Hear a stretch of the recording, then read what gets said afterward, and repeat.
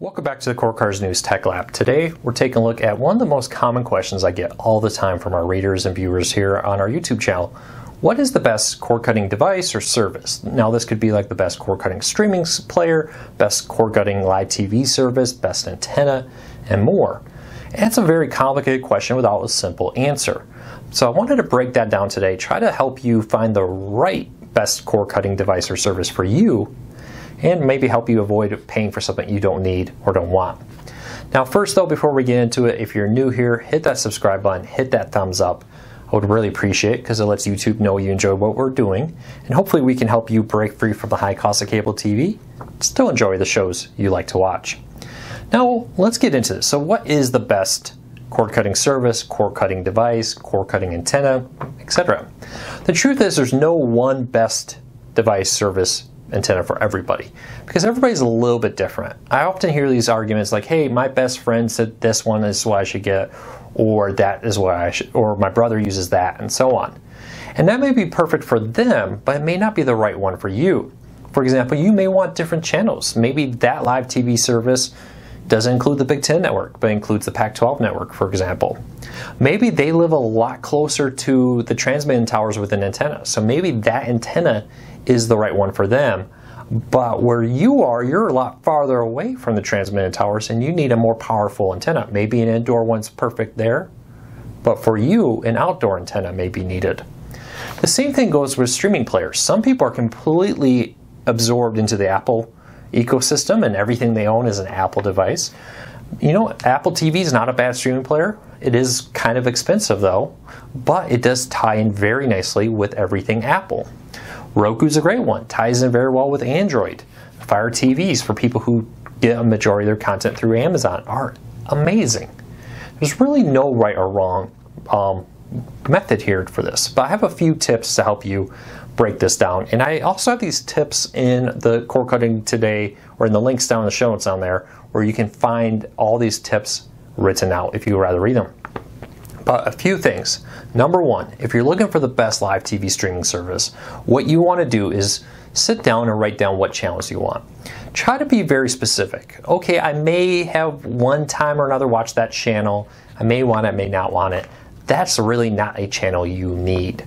So really try to come up with the top 10 channels that you absolutely cannot live without, and then use that to decide which live TV service is right for you. I'll be honest, after using many of the services out there, the real difference comes down to which one offers the channels you want at the price you want it at. Not everybody's going to be able to offer all the channels exactly the way you want it. So maybe you say, hey, YouTube TV has the features and the channels I want. Maybe it's PlayStation Vue, Hulu, Sling TV, Fubo, etc. So keep that in mind. Do the research for yourself. Get what's right for you. For streaming players, the same thing is true. I really don't think you're going to go wrong. Now, a couple years ago, I would have said, yeah, you know, Roku has apps that the Fire TV doesn't. The Fire TV has apps that Apple TV doesn't, and on and on and on. Everybody had something that the other didn't. Today, that's just not the truth. When most of the apps are on pretty much every major streaming player now, you really can't go wrong. You'll be all set no matter what you do out there at this time. So don't be afraid if you're looking for the best streaming player to go out there and get whatever you like. If you think the Roku interface is perfect, great. If you think this is bland and you like the Fire TV user interface or the Apple TV user interface, go there.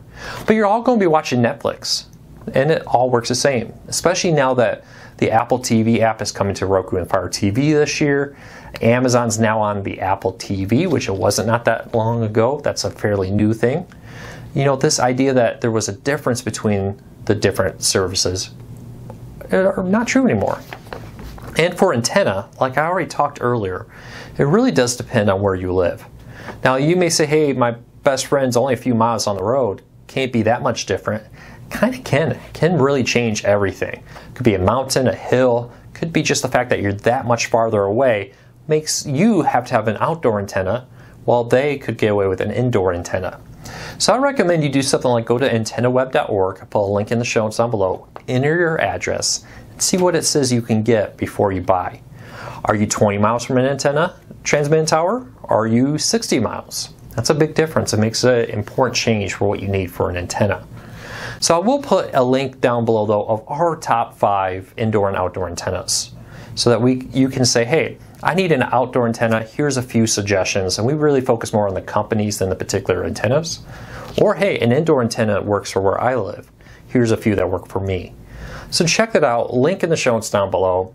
We really try to help you do this. Now, I could create a video here and says, hey, this streaming player is the best streaming player, that streaming service is the best streaming service, and this antenna is the best one for everybody.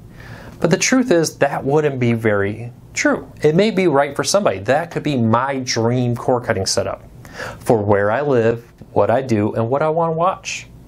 But it's very likely that you're different. You want something different, you enjoy a different kind of TV, and that's the great thing about cord cutting. With cable, it's like, hey, we have a few packages. Guess what? If you want your channels, you have to agree to all this other stuff you don't want. You have to just kind of deal with it and pick one of these 3 or 4 options, and it means you're paying more than you really want to do. Tough luck. With cord cutting, there are an endless number of options, but it's actually pretty easy once you do a little bit of research. Once you say, hey, this is what I want, these are the services that offer what I want. And I'll put a chart down below to our live TV breakdown, so you can sit there and say, hey, these are the channels I want, here are the services that offer those channels. So check that out. I hope this video has helped you. I hope this video has answered some questions, and I hope this video addresses one of the most popular questions we get almost every single day. And again, I really do think there is a right device for you. You just need to know what you want. If you, like I said, if you want something that's completely compliant with everything Apple, maybe the Apple TV is for you. If you want something that ties in nicely with Android, maybe Roku, Amazon, Fire TV, and more.